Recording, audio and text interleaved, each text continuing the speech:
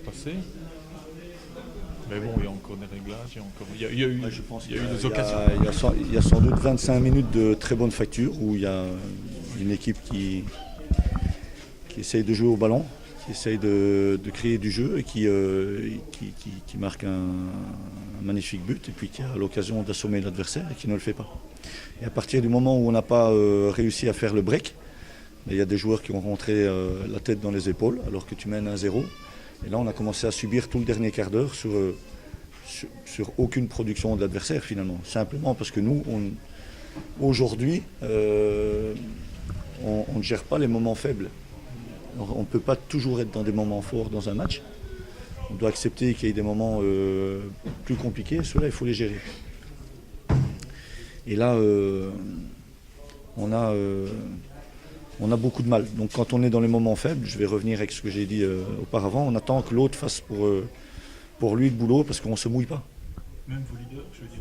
Oui, mais surtout, mais c'est je ne vais pas dire le plus inquiétant parce qu'entre Berchem aujourd'hui, il n'y a pas photo. Par contre, mon discours d'après-match a été simple. Il y a le positif, il y a le négatif. Et la différence entre le positif et le négatif est beaucoup trop grand. On peut avoir des moments plus compliqués dans un match, mais on ne peut pas être à la cave puis au grenier. Si tu passes de la cave au grenier, tu as un problème. Et puis pour remonter, avoir moins d'efforts à fournir.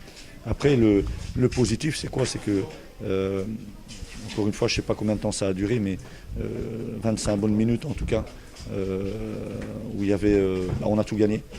Le deuxième ballon, Ace n'a pas eu droit au chapitre. Et puis après, je dirais un quart d'heure, 20 minutes où on a le flottement. On arrive à la mi-temps où on essaye de faire quelques petits réglages. Et comme aussi nos deux dernières prestations en match officiel, on a du mal à relancer sa première mi-temps. Or que sur le premier ballon, sur la mise en jeu de Ace, je pense qu'on a tout simplement une occasion d'entrée sur la deuxième mi-temps. Et après, mais malgré tout, on a deux face-à-face où aujourd'hui, le manque de confiance ou le manque d'esprit tueur fait qu'on essaye des lobes parce qu'on veut être beau, on ne veut pas être efficace. En termes d'occasion, il n'y a pas photo.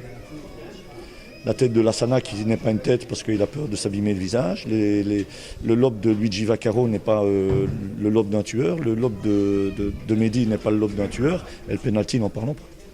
Donc ça veut dire si tu t'es créé ça veut dire que tu as proposé du jeu. Par contre, la différence entre ces moments là où on est bien et les moments où on est moins bien, beaucoup trop grand. Deuxième mi-temps, sur corner, on a vu beaucoup de difficultés. Il y a le penalty. Le deuxième but vient aussi d'un des nombreux corners de Ace. Comment est-ce qu'on explique un peu cette... Comment est-ce qu'on explique?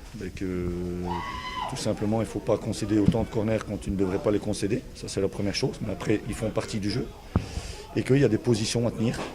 Et que les 3, 4, 5 positions qui sont à retenir avant un match ou qui sont travaillées pendant la semaine ne sont tout simplement pas respectées. Ça veut dire que là aussi, on est en déficit de concentration. Est-ce qu'on a eu l'impression même que c'est le collectif qui souffrait sur les corners? Non, mais sur le dernier quart d'heure, ou les 20 dernières minutes, le joueur qui devait être au premier poteau, il était à la chute au deuxième ballon. Et alors qu'avant ça, il s'est mis dans cette position. Donc, ça veut dire qu'à un moment donné, il y a un dysfonctionnement. Et alors, c'est clairement ce que je dis, avec autant de vécu et autant de maturité sur le terrain, finalement, ça ne devrait pas exister.